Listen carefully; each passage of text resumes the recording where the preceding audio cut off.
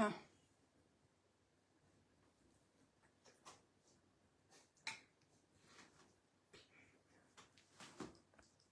That's so funny.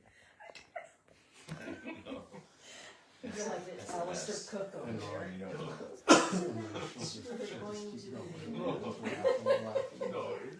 It's the Holy Spirit. Good evening. Thanks so much for joining us. We are now in Revelation chapter 14.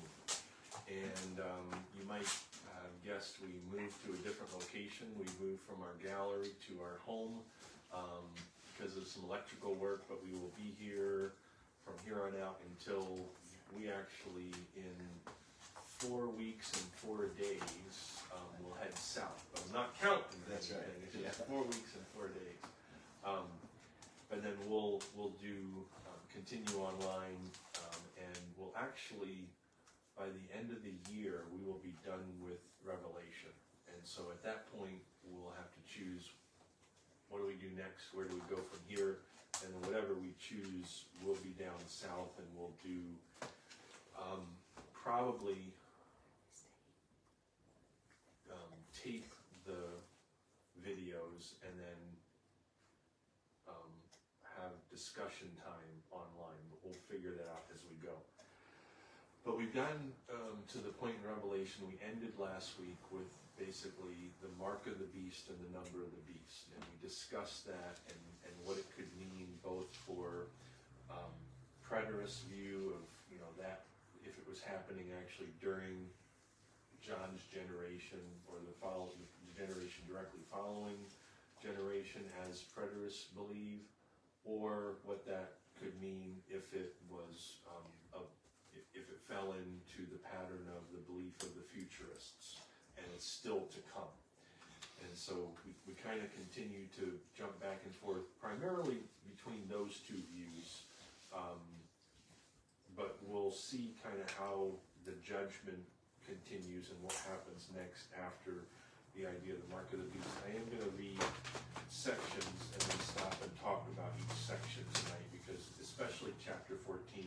Chapter 15 probably honestly won't take us real long. It's not a long chapter, and it's almost like a prologue for chapter 16. So we'll spend most of our time in chapter 14, but we will read chapter 15 to get ready for what is a very active chapter 16. So John continues with his vision, and in chapter 14 he says this: "Then I looked, and before me was the Lamb," and of course the Lamb always represents Jesus Christ, "standing on Mount Zion, and with him 144,000, so that's a number we've seen before, who had his name and his Father's name written on their foreheads. And I heard a sound from heaven like the roar of rushing waters and like a loud peal of thunder. The sound I heard was like that of harpists playing their harp. And they sang a new song before the throne and before the four living creatures and the elders.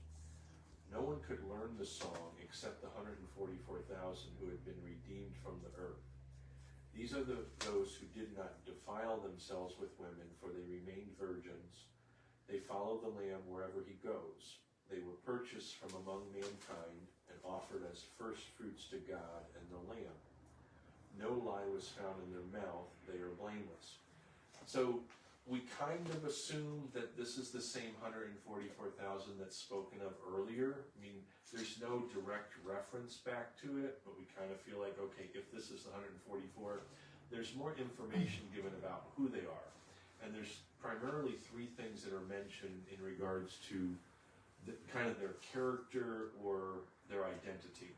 And the first one that's actually mentioned is, it says that they did not defile themselves with women, which suggests that they were all men.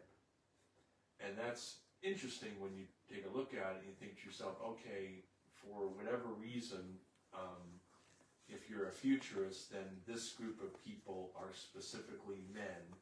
And that almost suggests something like a priesthood. But, I mean, I won't go that far, but I would say that there is a suggestion of people who follow so closely after God, and almost like, could that be a model of the Old Testament priesthood coming forward into the future? There's two other things there that, to me, support that suggestion of being a model of the priesthood. And it's this, is they're also a model of sacrifice. If you take a look at what the words are used at the end of verse 4, it says this: they follow the Lamb wherever he goes. They were purchased from among mankind and offered as first fruits to God and the Lamb. That's specifically sacrificial wording. Offered as first fruits to God. And so, so what you have here is 144,000 men who are living sacrifices to God, in essence, if you use New Testament terminology. So they're men. They're a model of sacrifice. They're also a model of purity.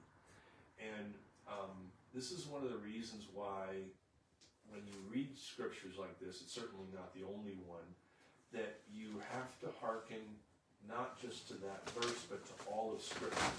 And here's why. As being a model of purity, there's two things that they achieve. The first one's they're truthful. They're without lie. They're honest men. And the second one is they are chaste. They are virgins. And so they have accomplished, therefore, two of the 10 Commandments. Don't bear false witness, don't commit adultery. And what I would say about that is a couple different things. One of them is, okay, so they're this model of purity that we ought to recognize, but because they're a model of purity, for two things that are part of the 10 Commandments, I think it's a good reminder for us, because we at times see in the churches are falling prey to beliefs, softening scripture, softening belief systems, and saying things like adultery isn't wrong, homosexuality isn't wrong, certain things in regards to purity are not bad. And the reason I bring this up is because what we have is the beginning, not the beginning of Genesis, but the beginning of God's law, when God looked at sinful people and said they need to establish an idea of what purity looks like. And the 10 Commandments was establishing that. It was, how do you live in accordance to God's will? God gives Moses the 10 Commandments, and then all of the Pentateuch, the first 5 books of the Bible, or all of the law that Moses gives, is all in that idea of helping the individual live pure and helping the culture live pure. All the laws, all the regulations. And sometimes we look at some of the laws and regulations and we think, those are so outdated. And what I would say about that is the Old Testament is extremely important for a couple reasons. One of which is exactly this. What is listed in the Old Testament law, if you're a futurist, you see at the end of time, it's still just as important. So there's no difference. God hasn't changed his mind over time. God hasn't changed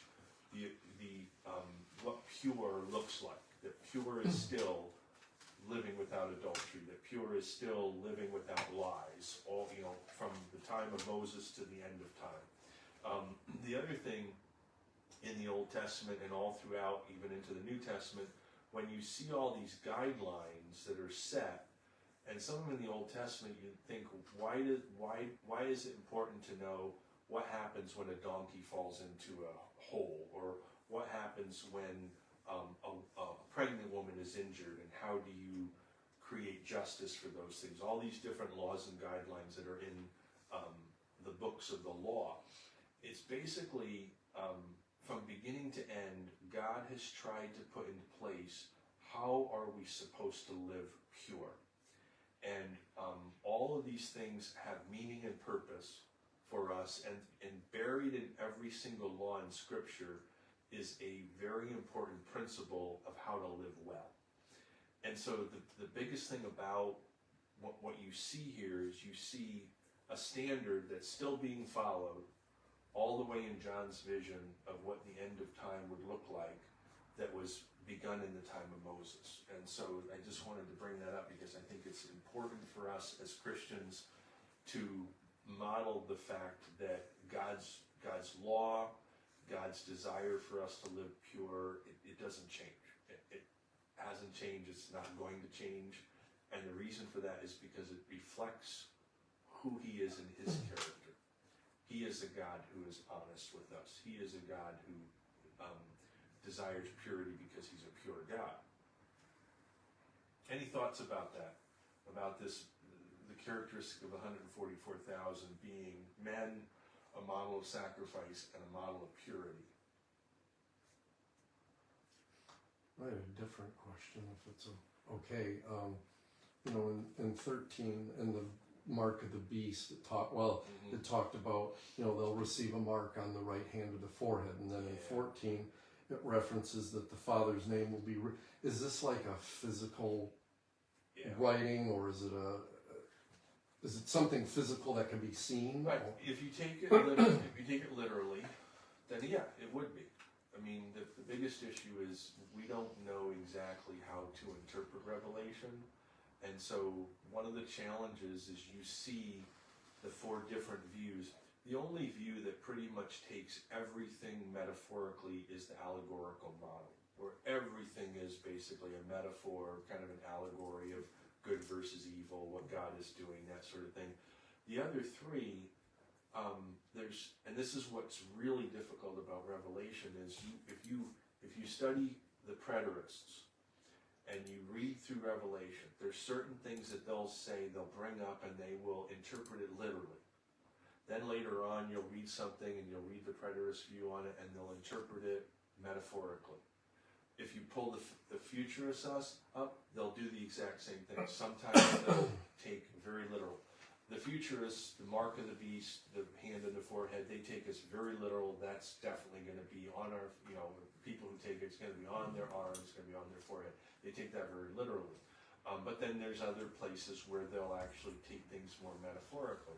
And the difficulty is we don't know when to take things metaphorically and when to take them literally. That's probably, I don't know if that would be like the biggest reason there's different views on Revelation.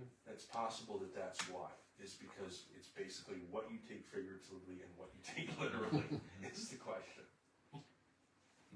On the end of 3 there, that sentence that says, no one could learn the song except the 144,000 who had been redeemed from the earth.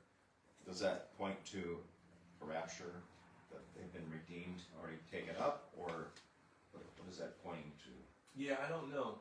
You'd have to take a look at the futurists who have rapture theology, which a lot of them do. Yeah. Is whether they would say that 144,000 represents those who have been raptured and now they are with God. In the previous portion, and I didn't bother to grab this, and I should have, is like in the previous chapter where the 144,000 are mentioned, I think they're mentioned as being, am I right, is this the group that's under the altar? Or is that just a group that has been No, martyred? they weren't under the altar. So it's just a group that had been martyred were under the altar. Right. It wasn't the 144,000. Right. So yeah, where the 144,000 are or what has happened to them, all we know is from what Scripture mentions 2 times about them. So that's verses 1 through 5, talking about the 144,000. And so we're going to go on and read the next section. We'll go 6 through 13. So the scene changes a little bit when John says, "Then I saw another angel flying in midair, and he had the eternal gospel to proclaim to those who live on the earth, to every nation, tribe, language, and people. He said in a loud voice, 'Fear God and give him glory, because the hour of his judgment has come. Worship him who made the heavens, the earth, and the sea, and the springs of water.' The second angel followed and said, 'Fallen, fallen is Babylon the Great, which made all the nations drink the maddening wine of her adulteries. The third angel followed them and said in a loud voice, "If anyone worships the beast and its image and receives its mark on their forehead or on their hand, they too will drink the wine of God's fury, which has been poured full strength into the cup of his wrath. They will be tormented with burning sulfur in the presence of the holy angel and of the Lamb, and the smoke of their torment will rise forever and ever. There will be no rest day or night for those who worship the beast and its image, or for anyone who receives the mark of its name." This calls for patient endurance on the part of God's people who keep his commands and remain faithful to Jesus. Then I heard a voice from heaven say, "Write this, blessed are the dead who die in the Lord from now on. Yes, says the Spirit, they will rest from their labor, for their deeds will follow them." So, one of the things we continue to see in this verse is what's represented in the parable of the sheep and the goats that Jesus tells in regards to the judgment, where God will say to some, you go into everlasting joy, into my presence, you go into everlasting judgment. And so over the next couple chapters, we're going to see basically God's wrath being poured out. And this is kind of one of the beginning points where you really see a heavy dose of talking about God's wrath. Now, the wrath is eternal judgment is to come. This idea that those who receive the mark, those who refuse to follow Christ, those who refuse to heed God's call, will end up in eternal judgment. One of the things I'll mention about this is there's several different scriptures that talk about hell and talk about God's judgment. There are Christians who have challenged that over the centuries. There are those who are referred to as universalists. And basically, a universalist believes that everybody eventually makes it to heaven. That the scriptures that talk about hell are not eternal. They're a period of suffering, payment for your sin, basically, jail time. But everybody gets a get out of jail free card eventually. So universalists basically believe that hell, or whatever you may want to call it, is only for a period of time, and everybody eventually is in God's presence. The other one is, and I got to remind myself of the word, is what's referred to as annihilationism. And there are certain groups that over the centuries have said, well, God is a God of love, God is a God of mercy. He would never cause, judgment to be forever for people who don't choose him. And so what they fall into is a pattern of there's a judgment, certain period again of punishment for your sin, and then your soul is annihilated. That's why it's referred to as annihilationism. Doesn't exist any longer. And I will say that the biggest challenge for us is coming to grips with the question that we can ask, we can't answer, is why would God choose eternal judgment for someone? Why would he put them through that? And I just wanted to throw that out and defend, if you want to throw some words out, I have a defense. What I'll share with you in a minute is one way of defending that particular idea. And none of us know God's mind and God's heart. We are his created beings. We're not on his level. So one of the things I would tell you is we can't look into God's mind deeply enough to understand eternal judgment and why that's needed. But any thoughts on that? Because before I give one thought, that I think I have shared this with you guys, but I don't think I've ever shared it kind of while we are on Facebook. And so I'll share it, and then we can have some discussion about that. But any idea in regards to the need or the idea, the theology of eternal judgment?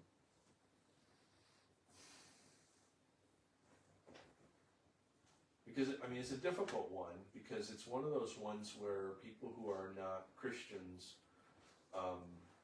struggle with, why should I believe in a God that, seems to take joy in judging someone in eternal hell or something. I'm not saying that's actually what it is, but that's how they would maybe communicate it.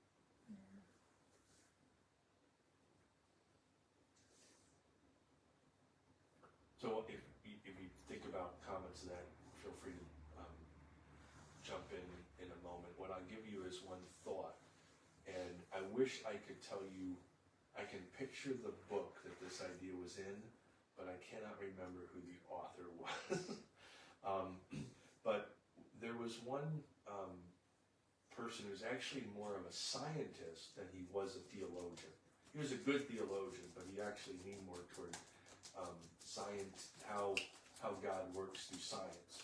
And he had written a book, and he spends a chapter on trying to defend why would God have hell. And I do think this idea is plausible. I think it's interesting. Again, we don't know exactly what's true when it comes to this, but he believed in what he referred to as a loving hell. And the way he described it was, and if you think about in the New Testament, and the man who is demon possessed that he came upon, it talks in one of the Gospels about this person lived amongst the tombs. Nobody could go near him because he was so dangerous. If they ever tried to chain him, he could break any chain because he was so demon possessed. He was just so in such terrible straits, and Jesus comes upon him and he heals him. And I use that as an example because what happened in that situation is, so nobody's safe around this person because he's demon possessed. And so a loving hell basically says that every soul that has not chosen God is going to have a couple things happen in the afterlife. One of them is, the worst part of hell is the absence of God. There's really nothing worse than that. It's just the sheer absence of God. But the second one is, if you think about that demon-possessed man, is the spirits are not safe around each other. If they're given freedom, they will attempt to destroy each other, harm each other. And so the idea of the loving hell is not that the flames are necessarily completely for pain and punishment. They're for separation. Because not only can they not have a relationship with God in hell, but they can't have a healthy relationship with each other either. And so basically, hell is separation from God and separation from others. Separation for God because they chose it, separation from others because they can't be trusted around each other. And so the idea of a loving hell is, for people who have chosen not to be around God, this is the most loving situation you can put them in, is to not allow them to destroy and hurt each other. Now, I'm not telling you that that's true. We don't know. But what I am saying is, if you can think about that and explore that idea, there's probably 1,000 other potential ideas that you could explore about what hell is really like that we don't know if they're true. But I believe that hell represents both, in the same way that heaven does, it represents God's full character as being both gracious and truthful, and being both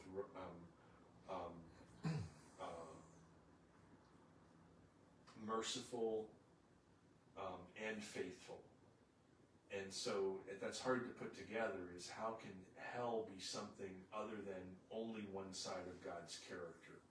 But if you take a look at all of Scripture, and you guys, I haven't mentioned this in quite some time, is the study I did on truth and grace, is every situation, God is able to somehow balance both truth and grace, both righteousness and mercy, both faithfulness and loving kindness. He's always able to balance that.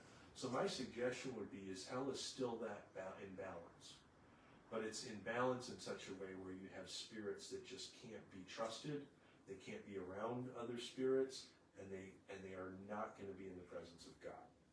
Thoughts on the idea of eternal punishment, hell, a loving hell, anything along those So lines? you're saying it's not gonna be one big party? So, well, you know, that's certainly, and that's the interesting thing is there's different people who's like, yeah, I want to go to hell because it's going to be a lot more fun. Is, yeah, the idea of relationship is going to, I think that that's one of the hugest aspects of hell, is not the punishment of the worm that never dies, the sulfur burning, the fire, all that sort of thing. I think it's a totally void of relationship. Sort of like solitary confinement. Well, and see, to me, that's interesting that you bring that up because, like, if you think of like what's the worst punishment besides like something that's like a capital punishment, like death or crucifixion or whatever, what's the worst punishment that you can give someone is not allow them to have any contact with other people. So solitary confinement would be a good example of that. And if the best thing that we can do in our lives, and the thing that we're going to enjoy for all eternity, is to love God and love others, what would be the worst thing to have happen to us? Is to not have either. Right. And I think if you want to kind of spell out hell in not, because oftentimes we look at the physical side of it, look at the spiritual side of it, and it's just no relationship with God, no relationship with each other. That's to me the worst part of what people would experience. Well, I can relate to that, because I would say that the worst part of being alone is being alone. Yeah, and I've experienced that in my life too, where I remember telling people is after being with the same woman for 30 years and suddenly living on my own, that was the hardest thing to take, was the aloneness of that. Yeah, and I think a lot of people would agree with that. And so what is so beautiful about heaven? It's perfect relationship with God, it's perfect relationship with each other, and it's an active, so like when they talk about the Garden of Eden, and the fact that basically it's like the Garden of Eden is God's mercies are new every morning. So every day is like, Adam and Eve wake up every day in the garden, and it's like the first time they saw each other. It's like that's what the Garden of Eden was. It's like the mercies of God are new and bright every morning. Every gift, every piece of fruit. You know how like you can eat one piece of cake and it's great. You eat the second piece of cake and it's like okay. By the time you're on the third piece of cake, you're starting to feel sick of cake. That's honestly, I believe that's actually a broken world. A perfect world in heaven is where you're just going to be able to eat cake and eat cake and eat cake and eat cake. That's Matt's view of heaven, right? But it's like nothing ever seems to get old, which also means that our relationships don't ever get old, don't ever burn out, don't ever end. And so I think if the model of heaven is perfect relationship, the model of hell is the absence of relationship, which sometimes I think we ought to talk about that with non-Christians more than we ought to talk about the flames of hell, or something like that, because people can identify, Don, you can identify with that loneliness. When any of us that can identify with that kind of loneliness, it's like, yeah, that it's one of the worst things we experience on earth is that relationship void, relationship absence. And the most beautiful thing about heaven is having that dynamic relationship feel like it's new all the time, never gets old and tiring. I know we've talked about, why do these, it talked earlier in an earlier chapter, we have the elders that keep on singing and keep on praising God and keep on kneeling down, and they're singing the same song every time, And I think, Don, you kind of said, kind of sounds like it would get boring after a while. On earth it will, because we're like, yeah, we want to sing a different song. Let's sing something different, say the elders. But in heaven, it's like a new song every single time. And that's the beauty of heaven. It's also the unfortunate reality of hell. It's the absence of that. All of that goodness, all of that grace, all of that new mercy doesn't exist. The relationship doesn't exist. Now, when you talked about the annihilationists, is that what you Yeah. call them? Like that they think that in hell eventually everyone will be annihilated, but it's like, I guess everything I've read in scripture, isn't our soul eternal somewhere? So that's I will say that if I took the annihilationism view, what I would say to that is the word that what they take to task is how we interpret words like forever. Okay. So, and I'll give you an example of what they might say. You know how we used earlier in weeks we've been talking about the idea of 10,000. That was a Greek word because that was like the biggest Greek number they had. So they used that word to basically mean uncountable or something like that. What they would say is the Greek term for forever is like that, but doesn't actually mean forever. Oh. It's not a word that should be translated as forever. That's kind of one of the big arguments for that. Okay. And the difficulty is that argument isn't the only reason. I mean, there's multiple points in Scripture where it's pretty clear, like you said, that our souls are. But again, if you say our souls are forever, well, okay, what do those words actually mean? That's what they take to task. So then we shouldn't literally take, because it says there in 10, they will be tormented with burning sulfur in the presence of the holy angels, or further down, there will be no rest day or night for those who worship the beast. So I mean, biblically, it makes it sound like there's this unearthly torment of fire and just unpleasant, painful atmosphere that these souls will be in.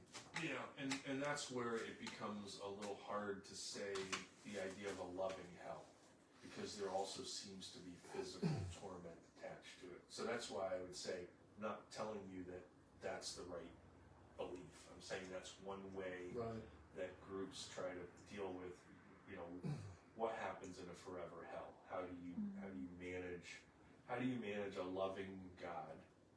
Because we'll talk about God's character over and over and over about God is love, He's merciful, He's graceful, He's long-suffering, all these kind of things. And then you have a forever torment hell situation. And how do you balance those two? It's a hard balance. It really is. Well, is the forever torment in hell, is it really talking about a physical torment, or is it talking about a mental torment?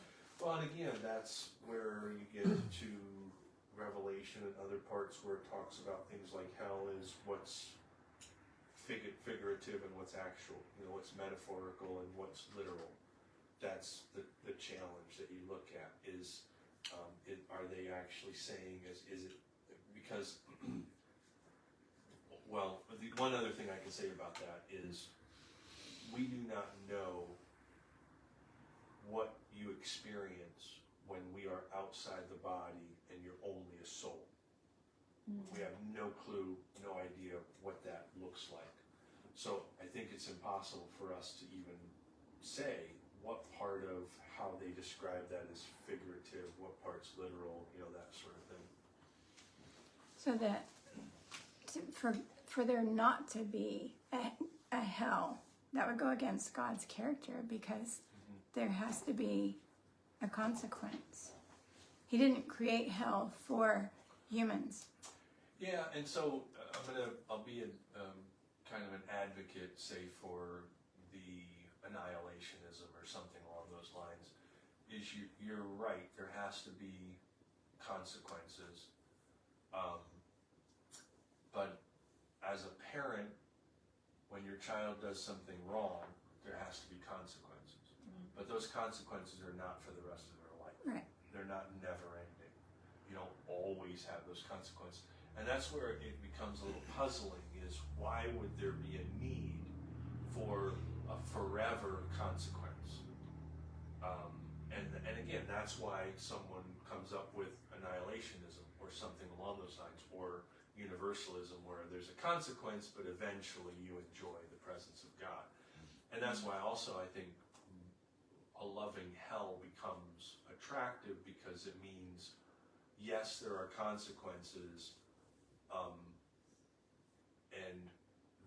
but the greatest consequence is being apart from relationship. It's not the fire, it's not the brimstone.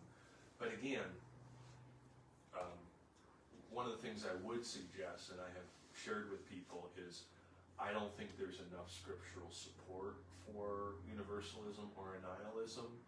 I think there's certain things that we can say we just don't know what it's going to be like, but I think we do have to maintain what has been 2,000 years of orthodox belief in regards to our theology of hell. I think we have to stick with that. And say to ourselves, there's just certain things we don't understand about it, but we're not God. Well, annihilism, they would think, well, okay, so I'll be punished for a little while and then I'll be zapped and I won't ever feel anything again. So it's, and like, it's similar to universalism, is they think they're going to get into heaven. Annihilism, they're just going to be wiped out and they won't have to worry about it anymore. So neither makes sense, in my opinion. Right, and so what I would say is I agree with you, except the fact that what everybody is dealing with is trying to come to grips with how do you balance God's character with an eternal punishment. And I understand why there's all different beliefs in that regard, because it's such a struggle. I don't agree with the beliefs of annihilationism and don't agree with universalism, but because I think we have to take scripture for what it actually says, and it doesn't point toward either one. I understand why people are trying to wish away hell, because if I could, I probably would. You know, you just mentioned it, Debbie mentioned it, you know, too, about God's character. And you know, in God's character, God's part of his character, you know, is perfection. He can't have, you know, the ugliness of sin. That's why he sent Christ to redeem us. And for those that haven't accepted Christ upon, whether it be their natural death or the second coming, they've died with that imperfection. And, you know, so I think, you know, I guess what I'm putting forth is, because they've died with that imperfection, that they can never be within his presence, because they are imperfect. And so there's got to be, I would think that, you know, and I think that just goes along with his character, that, you know, okay, all of these that have accepted me, they're going to be with me. All of these that have not accepted me are imperfect, they are flawed, and therefore they will not. Right, because they're not covered by the purity of Christ through the blood of the cross, basically. So I think what universalists would say is, because God is a loving God, he gives second chances. And they're actually right in that regard, because we have our whole life to accept Christ. What they would say is the second chance is in the afterlife, people will eventually realize that they need Christ. And that, you know, everyone eventually will bow their knee, even if it's in the afterworld, you know, during a time of punishment. We'll get into in chapter 16, and this is actually, I'll I'll talk about this in chapter 15. I'm going to talk about the idea of what can be referred to as pigsty evangelism, because there's in the last days, if this is the last days, in chapter 16, it actually talks about this idea of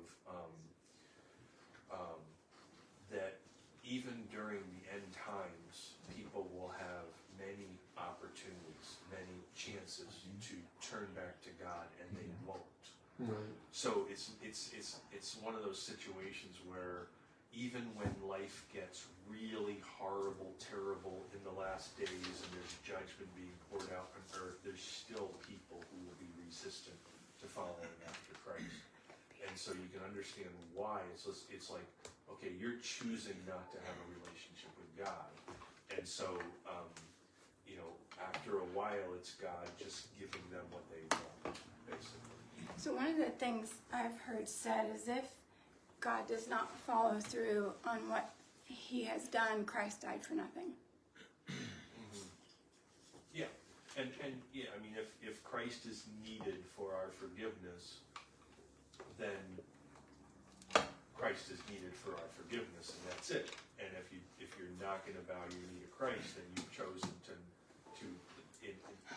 desire to be outside the presence of God. Right.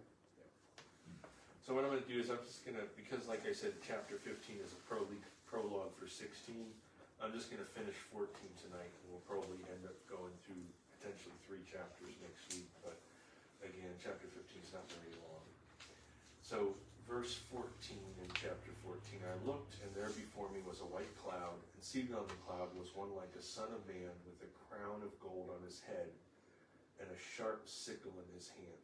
And we don't use sickles so much anymore, but the image is very clear of what's about to take place when you see the idea of the sickle.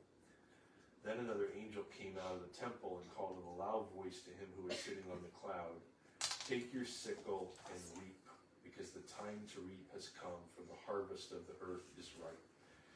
And so, in the day and age of, not having modern farming, when it came time for harvest, and particularly grain, there's probably other things certainly that the sickle was used for. The sickle is a sharp tool that was used to cut down that which was ripe. So it's a symbol of the harvest coming. Another angel came out of the temple in heaven, and he too had a sharp sickle. And it's an interesting thing. The temple is mentioned here, and if you remember, the Ark of the Covenant is mentioned in the book of Revelation.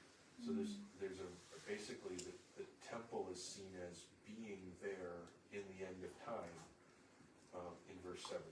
Still another angel, verse 18, who had charge of the fire, came from the altar and called in a loud voice to him who had the sharp sickle, "Take your sharp sickle and gather the cluster of grapes from the earth's vine, because its grapes are ripe." The angel swung his sickle on the earth, gathered its grapes, and threw them into a great winepress of God's wrath. They were trampled in the winepress outside the city, and blood flowed out of the press, rising as high as the horses' bridles for a distance of 1,600 stadia. So that one is not, it's a struggle a little bit as this chapter ends to understand how this is attached to chapter 14, but I would say it's more likely attached to 15 and 16 because we see some of the final wrath of God being poured out in those chapters. And so this is an image of the reaping. This is an image of the harvest time when that which has grown up is now being taken care of. And so it's a very strong image of the finality of God's wrath as the harvest is ripe, which always happens at the end of the season, basically. Any comments or thoughts that have popped into your head about this portion of Scripture or in general, chapter 14? Is this harvest, is this is this those who are left on earth that have gone through the great tribulation? So, I have to look at the beginning of 16 to remind me of this. So yeah, so at the beginning of 16, when the wrath is poured out, it says this in verse 2, the wrath is upon those who had the mark of the beast and worshipped its image. So it's the people who are left on earth who have chosen the mark and are following after the beast at this point in time, is where the wrath is being poured out. Well, going back into 14 on verse 6, it made a mention here, it says, even on the eve of judgment, lost humanity is invited to turn and worship the Lord. So they're still given a chance. And interestingly enough, chapter 16, when the wrath is being poured out, it says things like, and still they would not follow, and still they would not bow their knee.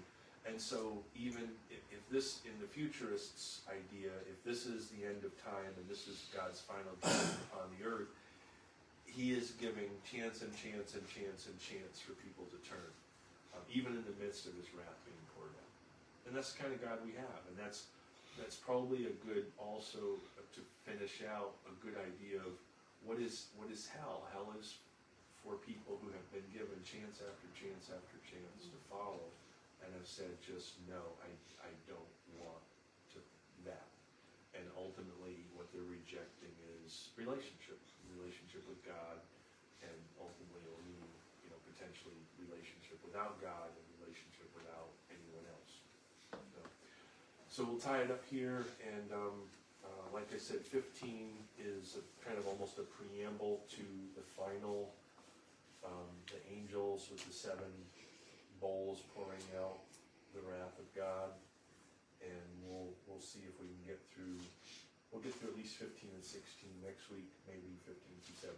We'll see. Have a good night.